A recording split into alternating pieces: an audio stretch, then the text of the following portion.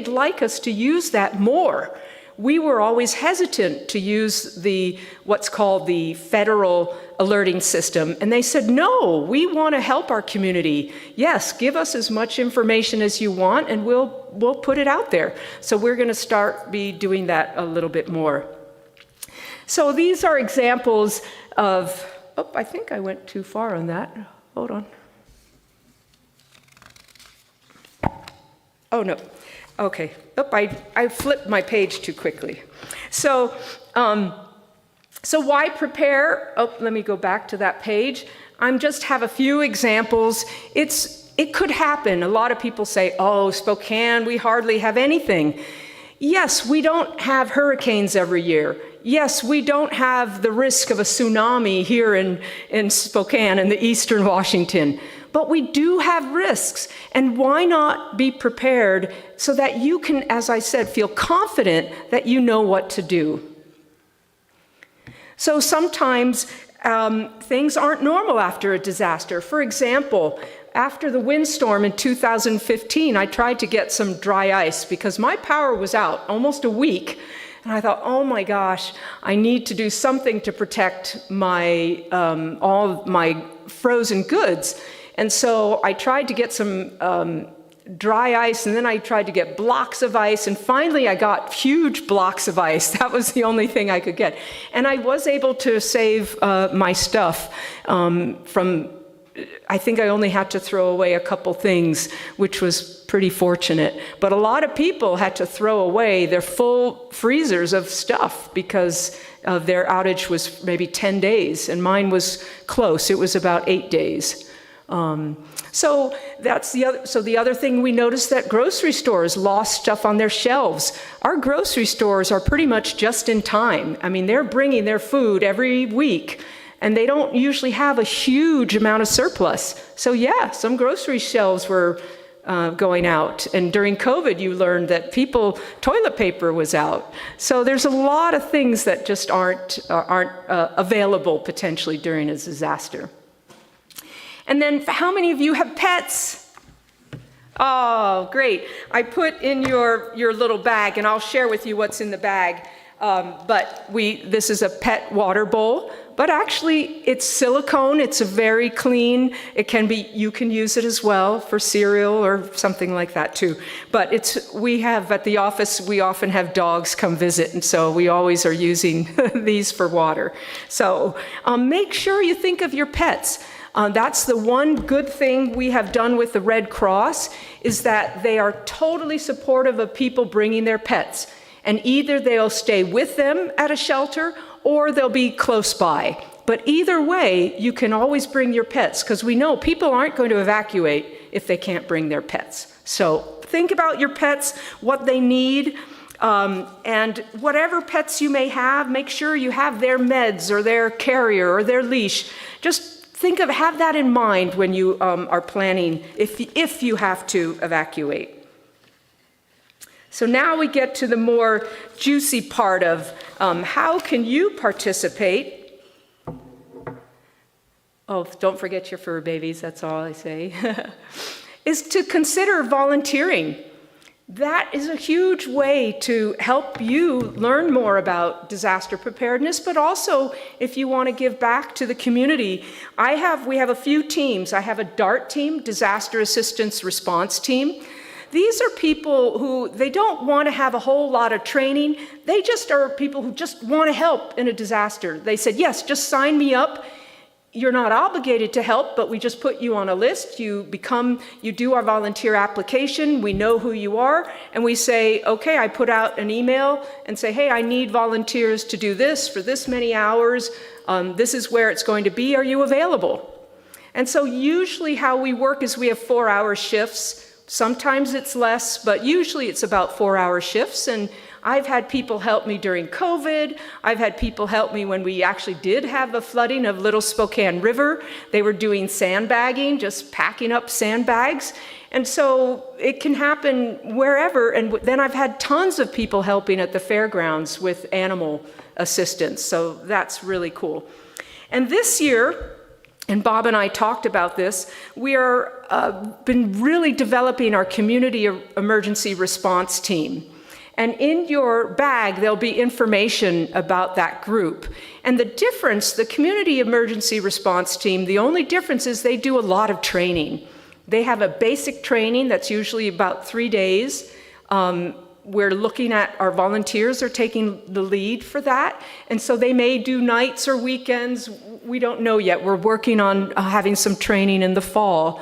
But they've been getting training so that they can teach these classes themselves. We don't have to rely on someone from the state. So the nice thing is you, as you're in your church here, you can decide to have your own CERT team. Maybe you say, hey, I want to support this congregation, and maybe Bob is the lead or someone else is the lead, and you say, okay, how many of you want to be here and help support the congregation? We can bring a training here potentially. So there's a lot of opportunities. It's basic training about some first aid, and I mentioned that in the brochure. Just some basics about what it means to shelter in place, what some first aid is. If we were to have an earthquake, because we could have an earthquake in Spokane, but it's not going to be like what's on the west side. It could still cause some damage, but it's not as serious. But if something were to collapse, we give you some basic training on how you deal with that. So CERT's wonderful. HEART, Humane Evacuation, Animal Rescue Team, they help out during fires evacuating pets and livestock because people may not be at home. They may be at work. They did help with the upriver fire. They only had to help one dog, and some chickens. They did have some chickens. But the Gray and Oregon road fires, they had 500 animals at the fairgrounds.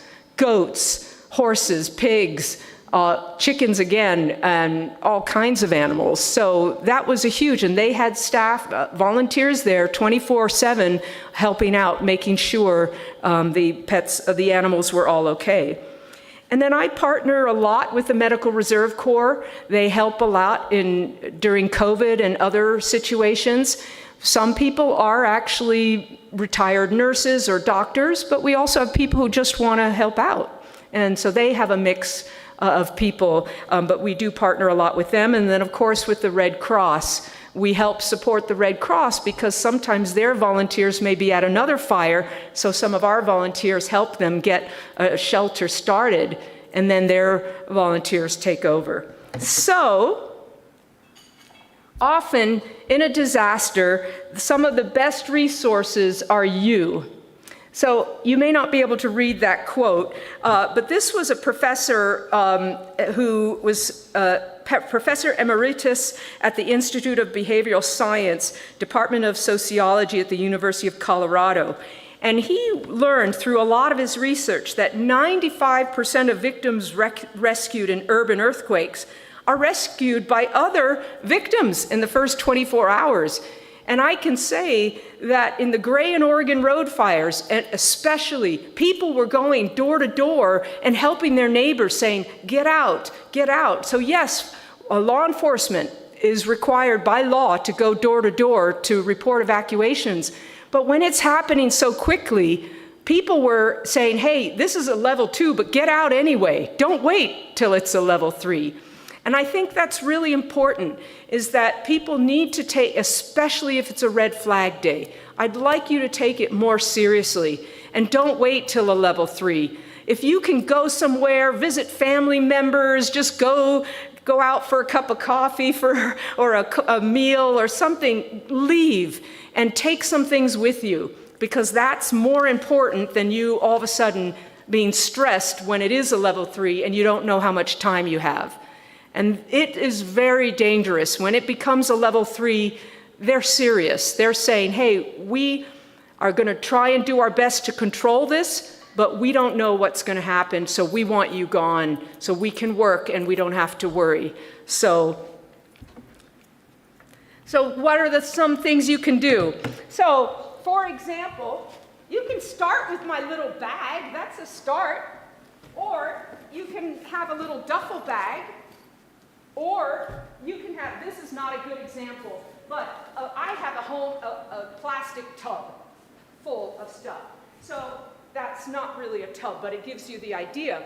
You can start with just small things to put in. You can put a sturdy pair of shoes or a flashlight under your bed.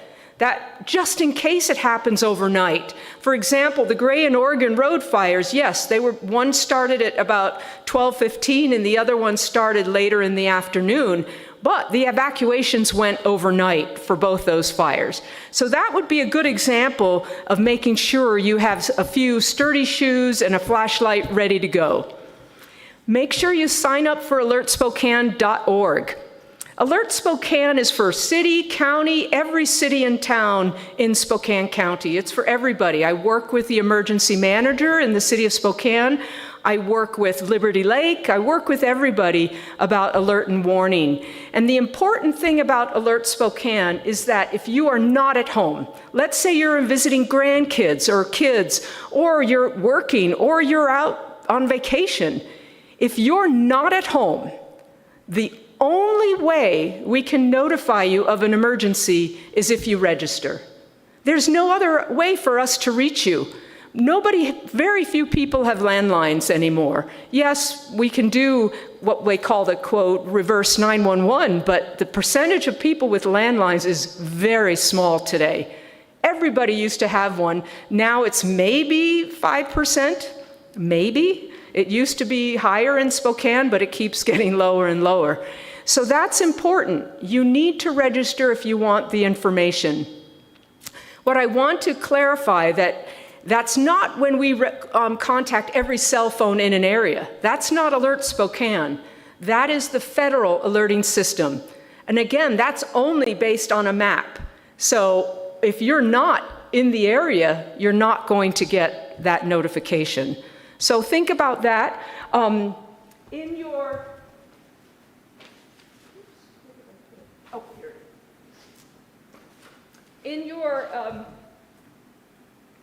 bags, I put in some documents. I put in our Spokane Regional Emergency Communications, our dispatch center. They created this magnet. And so they say, check for alertspokane.org. In just a moment, I'll be right there. And they have a QR code. What they have done, which is phenomenal, they have created an interactive evacuation map. So you can determine if your home is in the evacuation area. And without that type of interactive map, it's so hard to see a little picture of a map and know whether you're in the evacuation area or not. So yes, you had a question. Is this Alert Spokane the same that I get if there's a child missing or something and I get an alert on my phone? Yes and no. This is a challenge we're having. Sometimes we're doing a missing person. The City of Spokane Police Department is using the Alert Spokane for that. However, we were also, when it's a very vulnerable adult or child, if it's extreme heat or extreme cold, we will use what's like an Amber Alert. So when you get that message, that's more like an Amber Alert. That's because it's a very vulnerable adult or child. And so we are I have been working with law enforcement to be a little more diplomatic when they are using these in general, but to use them only for vulnerable missing persons so that people aren't getting inundated with alerts. So we're working on that.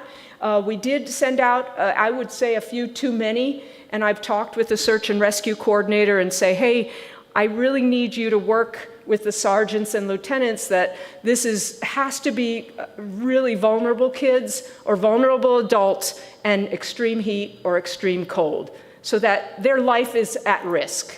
That's what it has to come down to. So does that help a little? Okay. The other thing I mentioned is think about where you're going to go. On this slide, the last 2 points, sort of think about where you're going to go. Where are you going to meet family members if you have multiple family members in the community? How are you going to, if you have children, do they know how to leave the home and do they know where to go? And who can they call if they need help? Depending on their age, obviously, that would make a difference.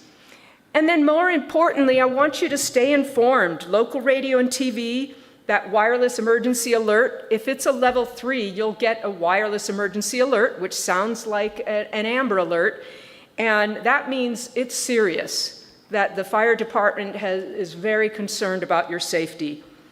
And some of you may or may not like social media, but unfortunately, that's where people are getting their information.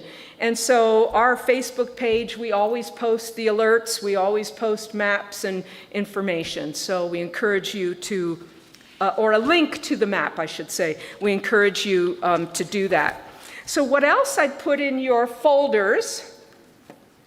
Reminder about Alert Spokane. So a flyer about CERT, and it tells you a little bit about what you will learn in the class on the inside. It tells you about what we teach. And then I tell you a little bit about DART. So lots of material. And pets, preparedness for pets. And another, I work with partners on what we call Smoke Ready Spokane. And this is with the Gonzaga Climate Institute and with Spokane Clean Air and the Health District. And we all partner and say, hey, if we have a serious fire, we may have serious smoke. And so we're wanting people to be aware, yes, you can visibly maybe see smoke, but sometimes you don't know how serious it is unless you're someone who has asthma or COPD or some other illness that makes it harder for you. So we want to encourage all people to understand the dangers of smoke and to go to Spokane Clean Air, and if you are concerned about smoke, register for one of their listservs to get information on it. Because smoke, we've only once I put out a warning for smoke, but we will do that more often if we're concerned that the smoke is going to stick around for a day or two. Then that's when it becomes serious. If it's around an hour or two, it's not so dangerous. But if it's around for a day, it becomes more dangerous. So we want the public to understand the difference of those situations. And then I put some disaster supply checklist if you are really gung-ho about creating something. And then also fire prevention information about how to defend for wildfire. We work a lot, as you can imagine, with fire districts about what the community needs to do to protect their home. And I encourage you to look at that. Again, knowledge is power. If you're able to keep the first 5 feet right away from your home really clean, and then the next 30 feet pretty clean and green, what they call it, the green area, then after that, you don't have to worry as much. You want to keep any embers from dropping near the home and lighting a fire that will reach your home.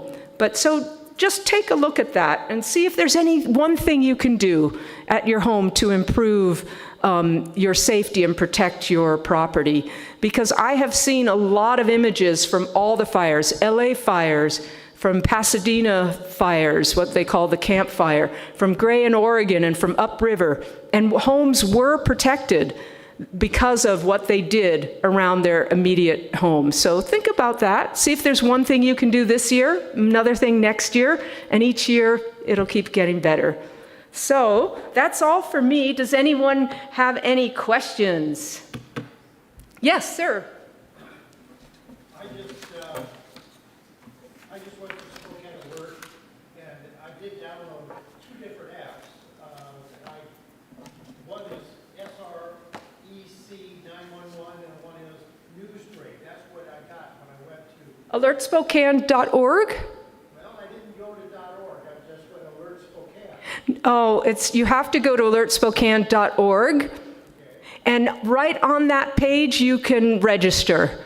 Right on that home page. Shrek 911 or SREC 911, their app is good because they will post all their notifications, but it won't give you a notification. The difference, alertspokane.org is specifically a notification for you.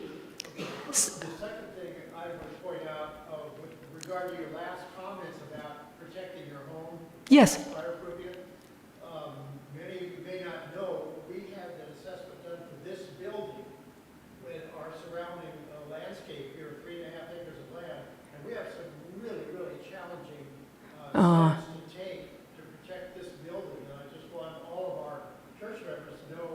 we have a serious potential problem here with a lot of conifer growth as next to our building, overshadowing our building, within the 5 feet and within the 30 feet.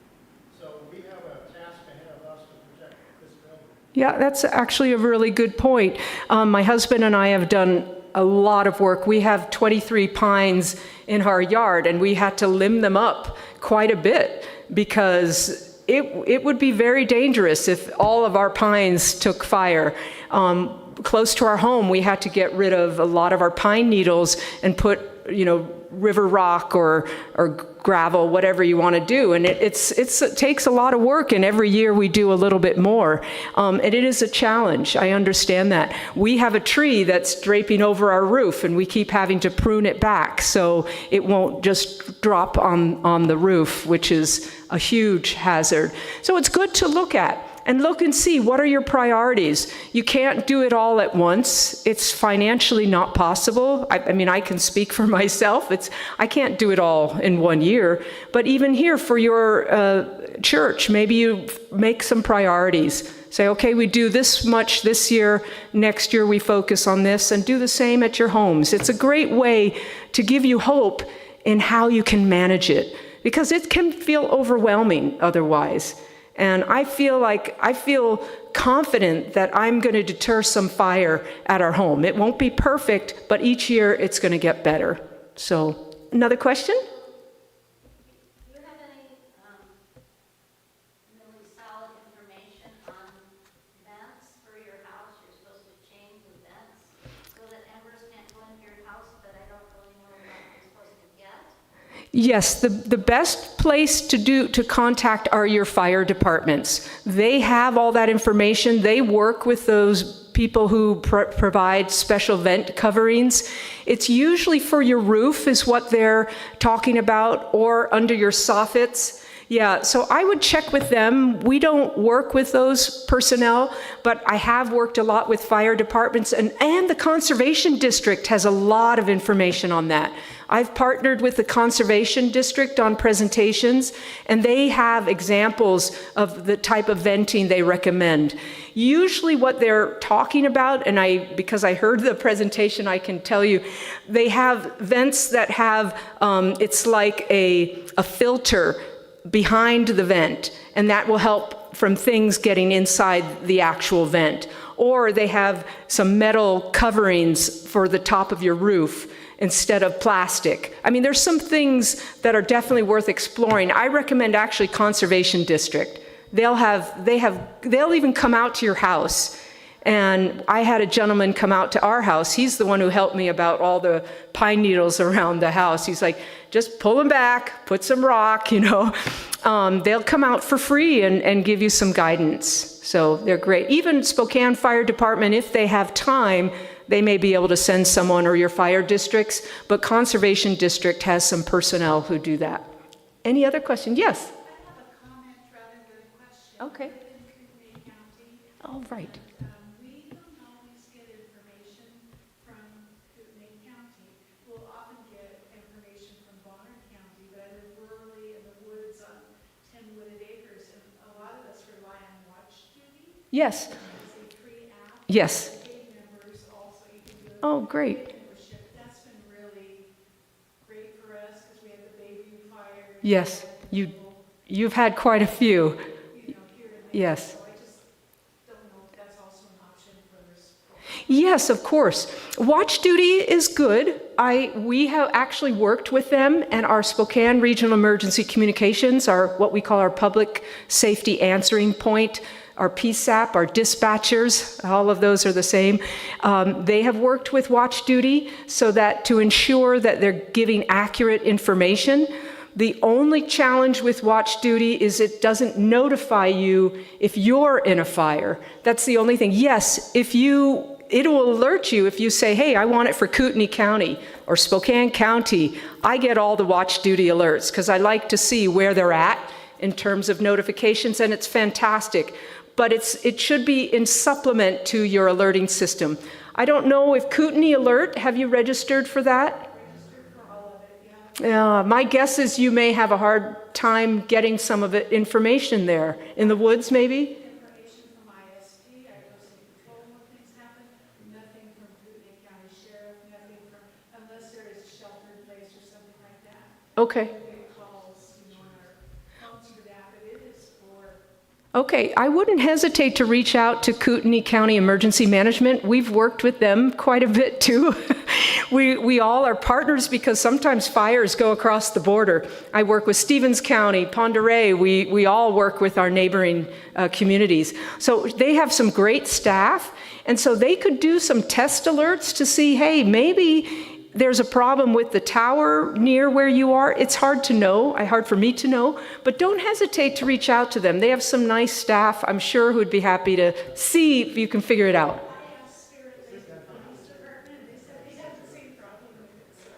Oh, yeah. Okay. Oh, yeah, don't be sorry. Yes, sir. One other resource that people might not be aware of, but is really handy, is Purple Air. Purple Air, for those of you who don't know, when you go to it, you can locate anywhere in the United States, right here in Spokane, and many, many people have a Purple Air reporting device at their home in your neighborhood, and you can get your smoke level updated every 10 seconds, every 10 minutes. Yes. About what the smoke level is, and it's something you can access 24 hours a day to know what to do with your ventilating system. Yes.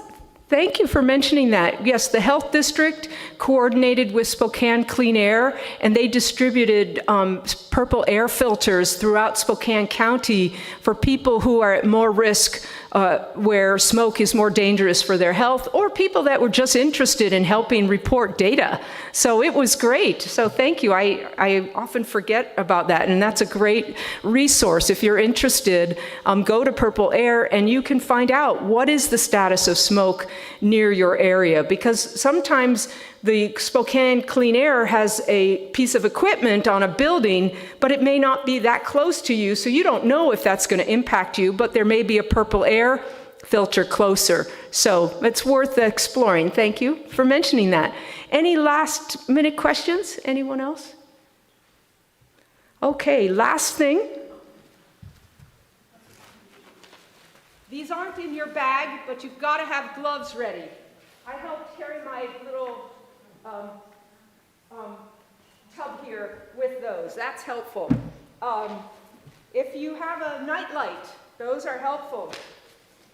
Now everybody laughs about these emergency blankets and this, or even they say, but why should I have that in summer?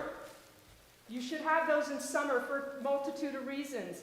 What if you see somebody who is caught on fire? I'm not trying to be funny, but this special blanket can help protect them. In the cold, I had a woman who fell, we were ice skating, and she fell on her head. And I used this blanket because I couldn't move her. I didn't know how hurt she was. And let's put this under her head to at least protect from it getting too cold. She was getting really cold before the fire department got there, and then they put, of course, blankets on her, and they assessed the situation, etc. So these things are practical to have. I gave you all a little cheapo flashlight. I don't have an example of one, but it works. It's a nice thing to have started, and always a light stick. That's always helpful to have. And then for your pets, this is for, or for you if you would like. But that's just a little something to get started. You can start with this, put it in your closet by your front door, so you can just grab it. Hey, you've got at least a few things. Get some matches, get some batteries for your flashlight. Get a few things, some water, some bars. Bars are great just to hold you for a little while, and they don't go bad too quickly. Just put a few things together and get something started. And if you're interested, a duffel bag is great, and yes, I keep it right at the bottom of my basement stairs because I don't have enough room in my front closet, but it's close. I can run, grab it, and then go. So, and I have my tub too. So that's it.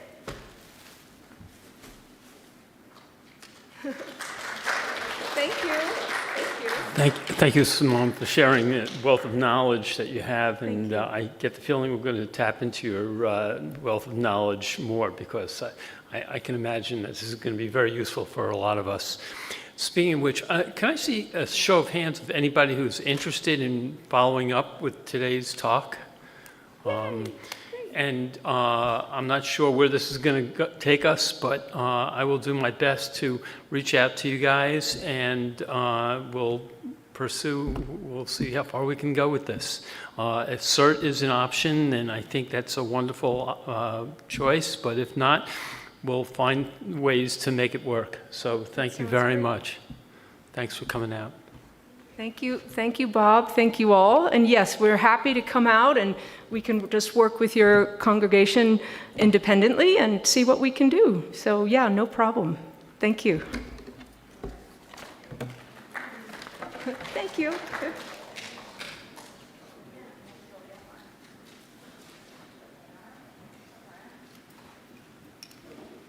Thank you. Oh, nope, it's alertspokane.org. Oh, no. That's right. You have to start again. And you'll see the registration. Okay, that's what I'm looking for. Thank you. Thanks, George. Yes, it is. Oh, fantastic. Oh, good. Yeah, if you want to register to be a volunteer, that's how we can get it started. And we'll just get your group. And we're doing, hopefully, we're doing a program manager training in August. I can send you some info on that, and then some of our volunteers will be doing some trainings in fall. So, okay. I'll go ahead and like. Oh, fantastic. Oh, great. Okay, cool. Thank you. Thanks, George. Appreciate it. Alertspokane.org. Yes. Search.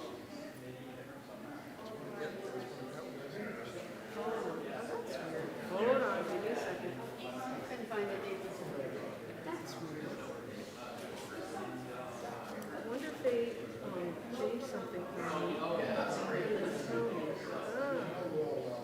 on, because everything went to dot. Nope, that was .com. Now I'm very concerned. I was just on there the other day. Let's try this again.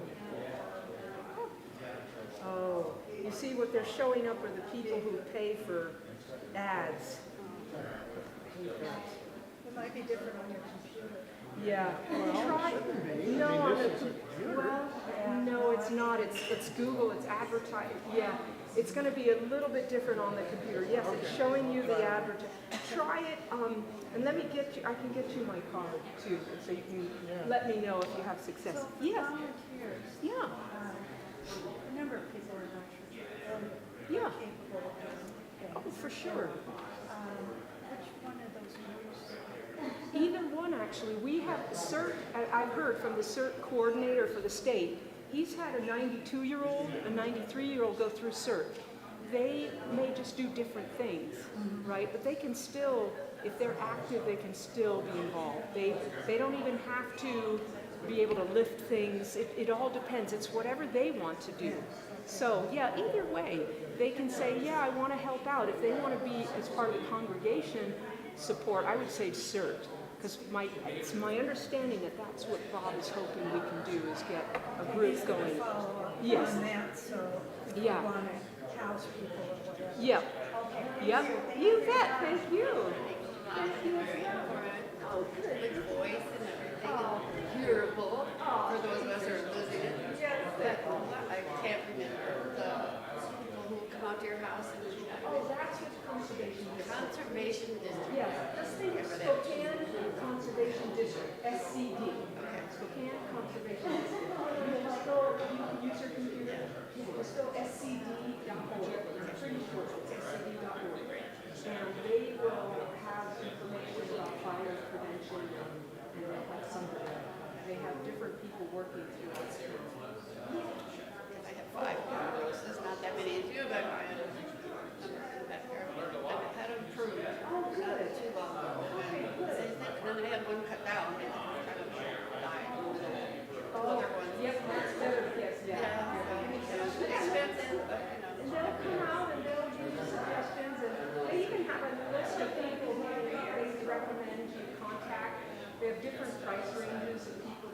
which is nice, you know, because I don't always want the high-end person. I want just independent people, regular people.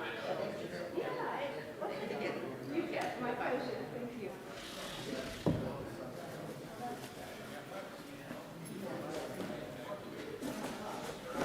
How many more kits?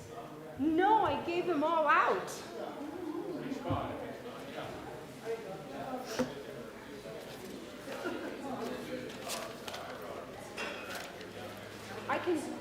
I can give you mine. I just have to take out mine.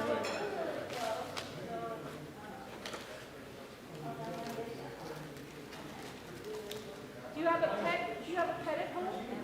Oh, perfect. And my neighbor and I are discussing that if there's an evacuation, what we're gonna do is get together so that her dogs are like totally used to me. Okay, so She's I'll got give 3 dogs and they're all crazy. I only have 3 of these. Here, I'll give her one. And you have one and keep 2. Okay. And so we're having a plan where we're gonna get together and leave each other, get closer to their dogs. So if we have to rescue their dogs, they're not gonna like freak out. Because my Rover's a border collie next to me, he's like as hyperactive as any dog I've ever owned, more than any other. Well, that's a great idea that you do. Yeah, because they're just like freaked out, you know, it's like she's got a bond and her husband works for her. Yep, so the other one will make sure you can support each The other. only thing I can think about for volunteering would be like one of the places where they're taking animals, so then I could take my animals too, because they're not gonna leave my animals. Yeah, you can always take your animals. Yeah, They some actually, place where they want help, but you know, I'm not like super strong and I have bad back, so that's I'm okay. probably not doing horse management anymore. I like horses, but I can do it. That's okay. You can still just come and bring your animals and help out, just whatever. I can lead them. Yeah, that's, we have a lot of people who just do that. You just help. Yeah, that So would be yeah, fun. okay. I will do that. Great. Yeah, super. Thank you.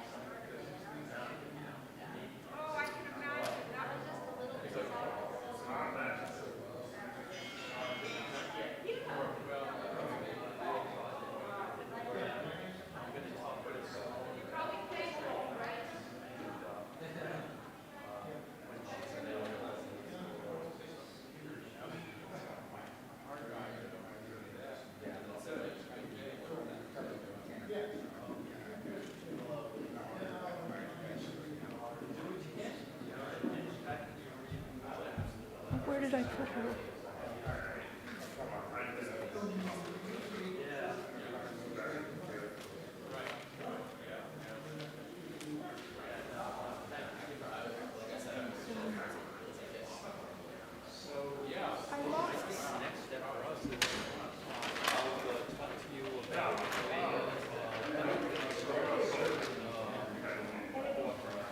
Probably be fall. That's fine. Because we're in fire season now. Explain, yeah. Sally's, it was right here. Oh shoot, I probably gave it to that woman on mistake. Oh, the phone number?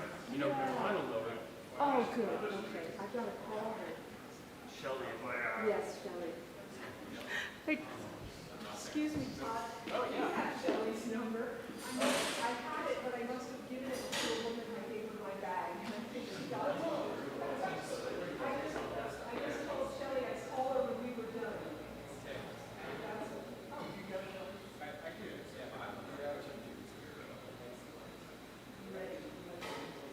I know it's not a 509. Okay, so her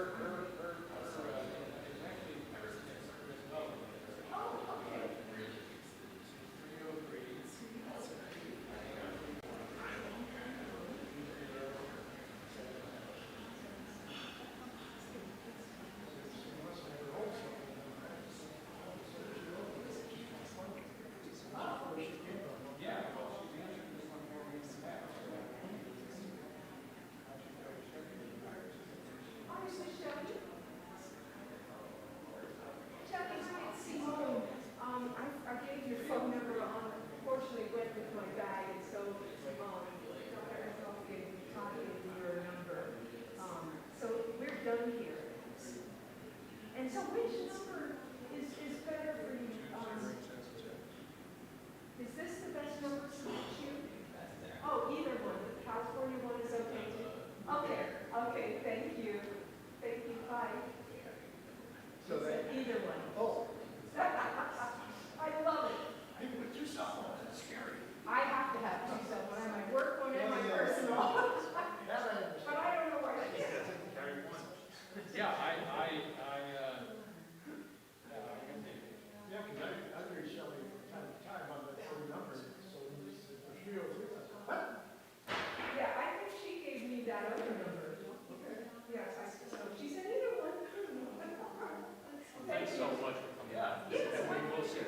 So it's not even full, but certain fire stations are very busy right now. So Yeah. CERT training is not really a full week till fall. Well, and we're also doing a program that we call, I hear still good word about program manager training. So I'm having 3 volunteers and myself do a program manager training so that I can support them. They want to take the lead, and I said, hey, that's fine if you'd like to do that, but I want to understand it so I can help them if necessary. So George might even do that as well. So we'll see. Which is super big to help with your organization. Possible roles for our church, maybe in the western fringe and metropolitan area, and the edge of the urban, suburban crossover. If you have any key in shelter place, or you not have a facilities key in shelter place for people gathering. That's really up to your minister. I never reached the right term. oh, yeah. He probably responds to It's God. not minister here, but it's fine. Okay. Yeah, no, That's the minister and the, congregation, if you want to do that, the Red Cross, actually, a lot of churches are doing that, because that's where we need the most help, is our trying to find. These chairs stack up. We have bathrooms. And we did that, Upriver Fire, and they were out, actually had first responders using a church, and they got out on Saturday so that they could be ready for the service on Sunday and help put things back together. So, yeah, I can encourage, it's up to you, I can encourage my Red Cross lead to contact you if you'd like. I mean, they may have criteria for what facility works and what doesn't. We may know where to be out. Usually it's space and bathrooms. Yeah, and kitchen if possible, because sometimes they have to prepare food or bring food or refrigerate it. Something to think about. Yeah, no, I think the church would be. I'll give you my card in case and you can stay in touch. All right, good. Sure. Thank you. Yes, my pleasure. Good. And you're a very enthusiastic and warming person. Being in front of the crowd. Oh, thank you. Thank you, I appreciate that. Yes, I like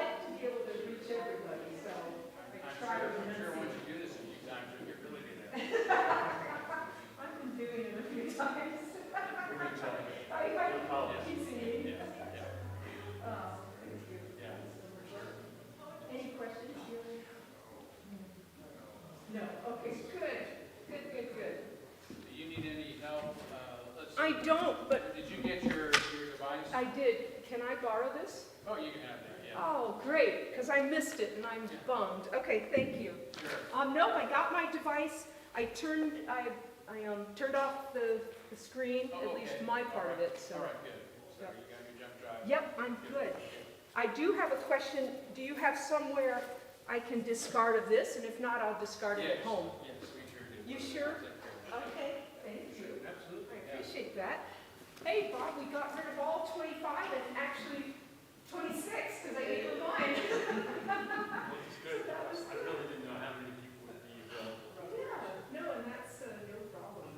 And we will follow up with you because Yeah. I think the fall, I understand this is your busy time of year and we'll work things out. Okay, and George said he's going to become a volunteer and we can, Fantastic. I can work with him as Oh, well. great. and Yeah, share yeah. Thanks for the programs. Yeah. It's like a way to at least get started in that It sort of is, field. yeah, it's super. Yeah, you bet. Lovely, thank you so much. for Thank your you time. all. Yeah, thanks. Have a good day. Good to Good see you. job. Thank you. Yeah. Take a shortcut. Yeah, I can take a short trip. Take care, guys. Have a good I just week. wanted to say how much I appreciate that talk. Oh. Like, I've been kind of in the middle of the Duke murder. Yeah. We're with kids. Yeah. Seeing their Texas fans in the shop, the socials, football addiction. Yeah.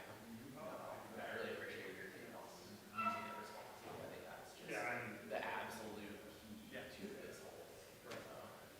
And yeah, and just that's a really good point because, this sort of this need is natural for us, right? Something bad, destroy, throw away, stop, right? And, the reality is social media is not going to go away just because we don't like the words impact, right? It's kind of like you imagine when the hammer was invented. Somebody said, well, this hammer could be used to murder someone. And he said, well, we cannot let people use hammers until we can prove that they're going to be, we know they're going to be safe, nobody will ever be murdered. So we create regulations to stop the use of the hammer, but we wouldn't have any abilities. Right? We wouldn't have, so we have to. ban social media. Well, I don't even think banning it. I think what you see is happening is, including the U.S. now, right? We're people have written about this. It's been best selling book a couple years ago, right? Jonathan Icewood, Ancient Generation. I mean, our school here has been, it's got national attention because of their response to that book, right? So you've got schools that are doing things. You've got countries that are saying, well, if you're under 16, you can't use social media. So yeah, so we're